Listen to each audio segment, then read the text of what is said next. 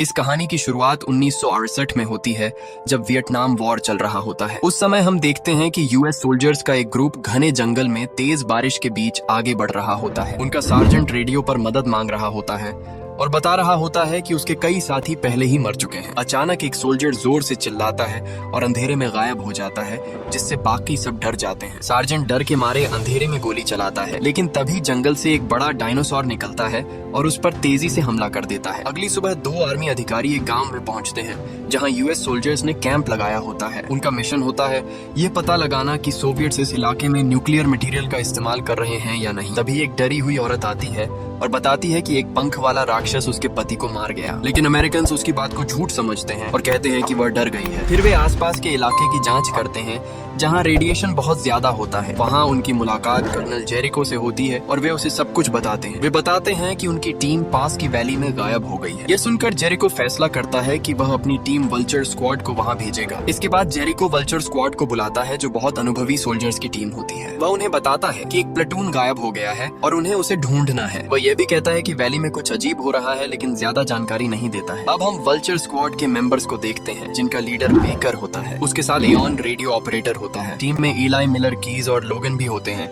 जो अलग अलग काम में माहिर होते हैं। रात के समय हेलीकॉप्टर्स उन्हें जंगल में छोड़ देते हैं और पायलट चेतावनी देता है कि कंपेस सही काम नहीं करेगा, लेकिन सोल्जर्स बिना डरे आगे बढ़ते हैं और जमीन पर उतरते हैं। जल्द ही उन्हें पेड़ों पर बड़े बड़े निशान दिखते हैं और मिट्टी में बड़े पैरों के निशान नजर आते हैं। वे एक बैग भी पाते हैं, जिसमें मैप और एक नोट होता है, जिसमें लिखा होता है कि कोई उनका पीछा कर रहा है। टीम मैप देखकर आगे बढ़ने का फैसला करती है, लेकिन तभी बेकर को एक डायनासोर पकड़कर जंगल में खींच ले जाता है। लेकिन बेकर तुरंत गोली चलाता है और डायनासोर डरकर भाग जाता है। दूसरी तरफ वैली में सोवियत सोल्जर्स दिखते हैं, जो एरिया में घूम रहे होते हैं। उनके साथ कॉर्नन नाम की एक औरत होती है, जो अमेरिकन से नफरत करती है। वो कहती है कि अमेरिकन ने उसके गाँव को खत्म कर दिया था। अचानक एक सोल्जर ग्रुप से अलग हो जाता है और डायनासोर उसे मार देता है। बाकी सोल्जर्स उसकी लाश देखकर अमेरिकन को जिम्मेदार मानते हैं और बदला लेने की कसम खाते हैं। इधर वल्चर स्क्वाड एक गुफा में पहुंचती है, जहां उन्हें मरे हुए सोल्जर्स के शरीर मिलते हैं। यह देखकर वे समझ जाते हैं कि यहाँ कुछ बहुत खतरनाक हुआ है। अचानक अंधेरे से कई बड़े डायनासोर्स निकलते हैं और उन पर हमला कर देते हैं। सोल्जर्स जवाब में गोली चलाते हैं, लेकिन समझ नहीं पाते कि ये जीव कहां से आए। तभी एक बहुत बड़ा डायनासोर वहां से गुजरता है और पेड़ों को तोड़ता हुआ निकल जाता है। इस अफरा तफरी में बेकर और लियोन बाकी टीम से अलग हो जाते हैं और खो जाते हैं। बेकर और लियोन जल्दी से बेलों पर चढ़कर उस खतरनाक जगह से निकलने की कोशिश करते हैं और किसी तरह गुफा के ऊपर पहुंच जाते हैं। लेकिन वहां पहुंचते ही वे एक सोते हुए टी रेक्स के सामने आ जाते हैं और डर के मारे चुप हो जाते हैं। उन्हें भागने का मौका भी नहीं मिलता कि तभी छोटे डायनासोर्स की आवाज आती है, जिससे उनकी मां जाग जाती है। अब वह टी रेक्स बहुत गुस्से में आ जाती है और तुरंत उन पर हमला करने लगती है। बेकर और लियोन उस पर गोली चलाते हैं, लेकिन उससे उसे ज्यादा फर्क नहीं पड़ता है। वे दोनों जान बचाकर भागते हैं, लेकिन डायनासोर उनका पीछा करता रहता है। आखिर में वे एक झाड़ी के पीछे छिप जाते हैं, लेकिन डायनासोर वहां भी आ जाता है और जोर से आवाज करता है।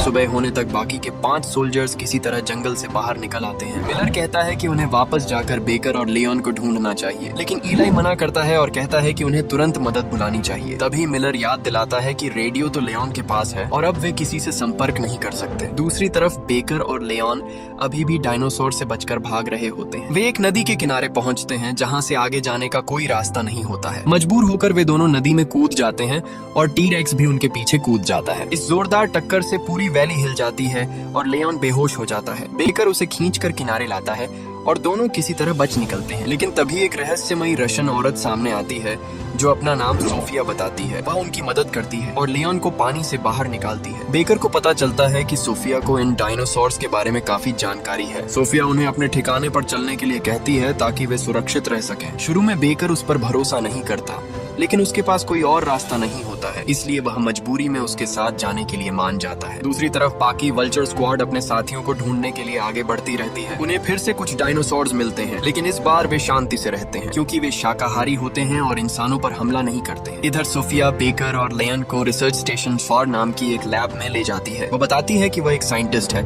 और पिछले 1 साल से यहाँ रह रही है। वह कहती है कि यह सब एक सोवियत एक्सपेरिमेंट की वजह से हुआ है, जिसे बोरोदिन चला रहा था। इस दौरान सोफिया खुद को इंजेक्शन लगाती है और पता चलता है कि वह नशे की आदी हो चुकी है। अकेले रहने की वजह से उसकी हालत खराब हो गई है। कुछ समय बाद लियोन बेस से संपर्क करने में सफल हो जाता है। बेकर कर्नल जेरिको से बात करता है और उसे पूरी सच्चाई बताता है। वह बोरोडिन के बारे में भी बताता है और कहता है कि वही इस सब के पीछे है। लेकिन जेरिको उसकी बात पर यकीन नहीं करता कि डायनासोर्स जिंदा हो सकते हैं। फिर भी वह कहता है कि वह बोरोडिन के बारे में जांच करेगा। बेकर गुस्से में उसे डांटता है और कहता है कि उन्होंने बिना जानकारी के उन्हें भेजा। वह कहता है कि तुरंत हेलीकॉप्टर भेजा जाए ताकि वे वहां से निकल सकें। कॉल खत्म होने के बाद वे तीनों बाकी टीम को ढूंढने निकलते हैं। उधर वल्चर स्क्वाड एक खुले मैदान से गुजर रही होती है। तभी अचानक सोवियत स्नाइपर्स उन पर गोली चलाने लगते हैं और कीज के पैर में गोली लग जाती है। दोनों तरफ से जोरदार गोलीबारी शुरू हो जाती है और कोई भी पीछे हटने को तैयार नहीं होता है। तभी अचानक उड़ने वाले डायनासोर्स का एक झुंड वहां आ जाता है। ये जीव इंसानों पर हमला करने लगते हैं, जिससे अमेरिकन और सोवियट्स दोनों को मिलकर उनसे लड़ना पड़ता है। एक डायनासोर एक सोवियत सोल्जर को पकड़कर मार देता है और बाकी सभी उस पर टूट पड़ते हैं। इस मौके का फायदा उठाकर सोल्जर्स वहां से भाग जाते हैं और अपनी जान बचाते हैं। कुछ देर बाद वल्चर स्क्वाड जंगल में कीज के घाव का इलाज कर रही होती है। तभी उनकी मुलाकात बेकर, लियोन और सोफिया से होती है और उन्हें थोड़ी राहत मिलती है। लेकिन ये राहत ज्यादा देर नहीं रहती, क्योंकि फिर से डायनासोर्स का एक ग्रुप उन पर हमला कर देता है। सोल्जर्स पूरी ताकत से गोली चलाते हैं, लेकिन एक डायनासोर कीज तक पहुंच जाता है। कीज बुरी तरह घायल होता है और उसे लगता है कि अब उसका अंत आ गया है। लेकिन वह हिम्मत नहीं हारता और अपनी नाइफ से डायनासोर पर वार करता है। दर्द से डायनासोर जोर से चिल्लाता है और बाकी सोल्जर्स उसका ध्यान अपनी तरफ खींच लेते हैं। वे उस पर गोली चलाते हैं और आखिरकार वह डायनासोर पीछे हट जाता है। इसके बाद टीम कीज को लेकर रिसर्च स्टेशन 4 पहुंचती है ताकि उसका इलाज किया जा सके। उसे दर्द कम करने के लिए दवा दी जाती है और सोफिया फिर से खुद को इंजेक्शन लगाकर दूसरे कमरे में चली जाती है। बेकर उसके पास जाता है और उसे डांटता है कि वह ऐसा क्यों कर रही है। तभी सोफिया सच बताती है कि यह सब एक हादसा था और बोरोडिन इसका जिम्मेदार है। वह बताती है कि बोरोडिन वर्म होल बनाकर अमेरिका तक पहुंचना चाहता था, लेकिन एक्सपेरिमेंट गलत हो गया और समय का दरवाजा खुल गया। इससे पुराने समय के डायनासोर्स इस दुनिया में आ गए। सोफिया बताती है कि उसके पति और बाकी साइंटिस्ट्स ने इसका विरोध किया था, लेकिन बोरोडिन ने उन्हें मरवा दिया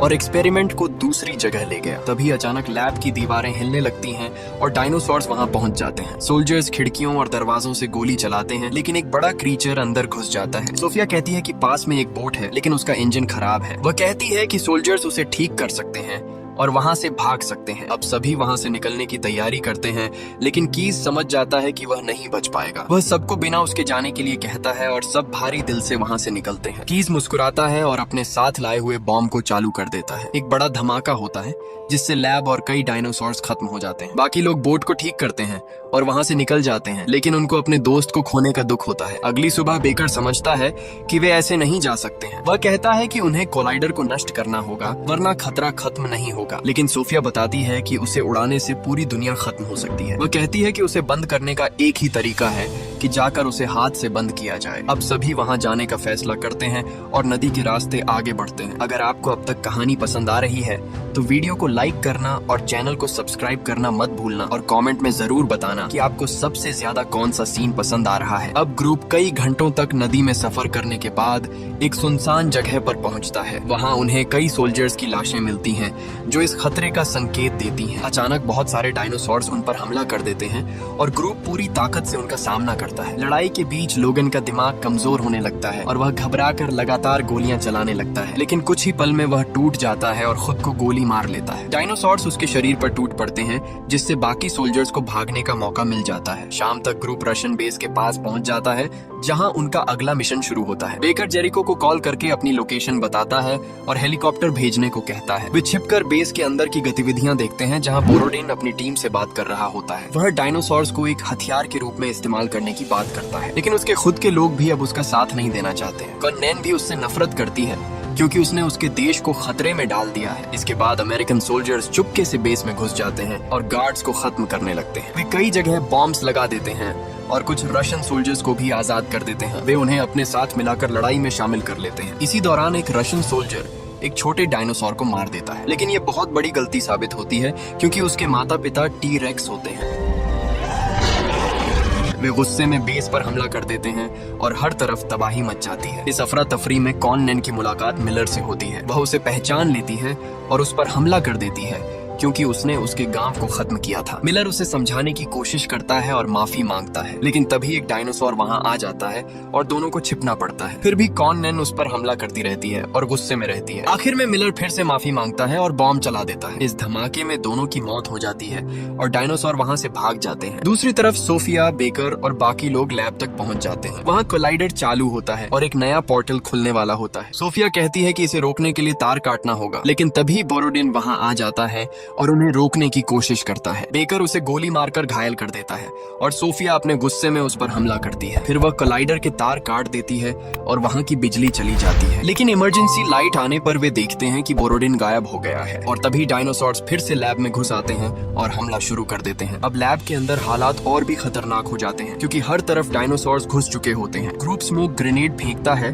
और गोली चलाते हुए बाहर निकलने की कोशिश करता है। इसी बीच बोरोडिन आखिरी कोशिश में कोलाइडर को फिर से चालू करने जाता है, लेकिन तभी एक टी-रेक्स उस पर हमला करता है और उसे खत्म कर देता है। चारों तरफ अफरा तफरी मच जाती है और डायनासोर्स गुस्से में इधर उधर दौड़ते हैं, जिससे ग्रुप के पास बचने का कोई आसान रास्ता नहीं बचता है। सोफिया कहती है कि उसे एक और रास्ता पता है और वह सबको वहां से निकालने लगती है, लेकिन भागते समय ईलाई को एक डायनासोर पकड़ लेता है और बेकर उसे बचाने की कोशिश करता है। बाकी लोग उसे खींच कर आगे ले जाते हैं क्योंकि रुकने का समय नहीं होता है। आखिर में उन्हें एक लैडर मिलती है और बेकर सबको पहले ऊपर जाने के लिए कहता है। वह खुद पीछे रुककर डायनासोर्स को रोकता है और अपने साथियों को बचाता है। बाहर कर्नल जेरिको और उसकी टीम हेलीकॉप्टर्स के साथ पहुंच चुकी होती है। वे डायनासोर्स को देखकर लगातार गोली चलाने लगते हैं ताकि रास्ता साफ हो सके। इधर बेकर ग्रेनेड्स फेंकते हुए बाहर की तरफ भागता है और लगातार दुश्मनों से लड़ता रहता है। अचानक एक फेदर वाला डायनासोर उसके सामने आ जाता है, लेकिन बेकर बिना डरे उस पर हमला करता है। वह उसे मार देता है और आगे बढ़ने की कोशिश करता है। तभी बेस में लगाए गए बॉम्ब्स फट जाते हैं